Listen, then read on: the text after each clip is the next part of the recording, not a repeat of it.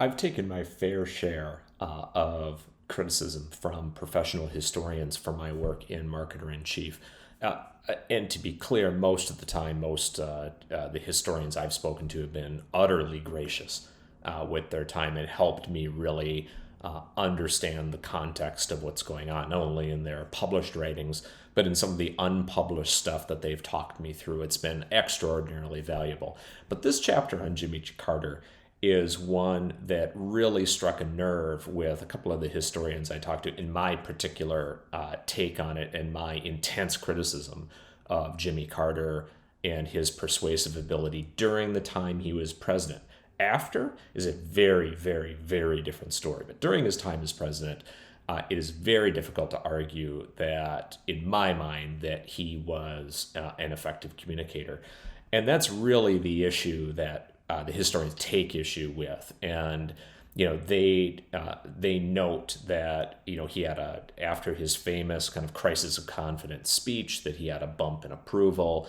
And ultimately, from a professional persuader's point of view, it's attempting to find the silver lining where in many ways there really wasn't one. I work through my rationale, and I think if we were looking at this 100 years later, there really wouldn't be much of an argument with it. It's only that we still live with the consequences of this particular presidency. The person is still alive. Jimmy Carter is still alive. And there are a lot of people who were around at that time. And as we get closer to the Common Era, we start to move out of history and more into political science. And that makes it very difficult to be as objective as I think we could be with the benefit of hindsight. But my particular interpretation rests with really, how does the president make you feel? Thanks, Tim Blotz, by the way, for that. I have used that again and again and again. And I want to read you a short passage about an aide for Carter that I think put it the right way and really encapsulates the heart of this matter. So here's the excerpt from chapter 39, Jimmy Carter. Greg Schneiders, a young and savvy aide on the Carter team, owned a bar. He understood how the average person's mind worked in a way the rest of his team did not.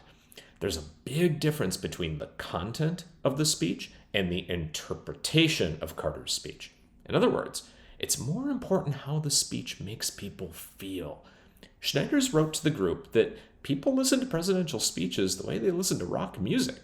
They feel the tone and the rhythm, but they usually won't remember the details. To some, including many historians, but not all, Schneider's remark was just marketing, a symptom of the vapid thoughtlessness at the heart of American culture, and the reason we missed the opportunity Carter tried to give us. Here's the problem with that view. Bartender wisdom is often correct. Think about your favorite song. What's more memorable, the beat or the lyrics? Yeah, me too. Schneiders knew intuitively what every advertising person knows through training. Persuasion doesn't happen through rational arguments and sound logic. Persuasion is an emotional process. We mark our decisions with our emotions and only rationalize them with logic after the fact. So that's the very brief kind of that short excerpt encapsulates really the key reason that I look at Carter the way I do now. Now, when you take a look at his ability to persuade after he left the presidency, completely different story. He has, much like Herbert Hoover before him, probably one of the most successful post-presidencies ever. And it's really maybe a tie in my mind between him and Herbert Hoover. Not seen as successful during their time in office, but fantastically successful and influential afterwards. So again, July 4th, 2021, Independence Day. You can get your copy of Marketer in Chief wherever books are sold. I hope you pick up a copy.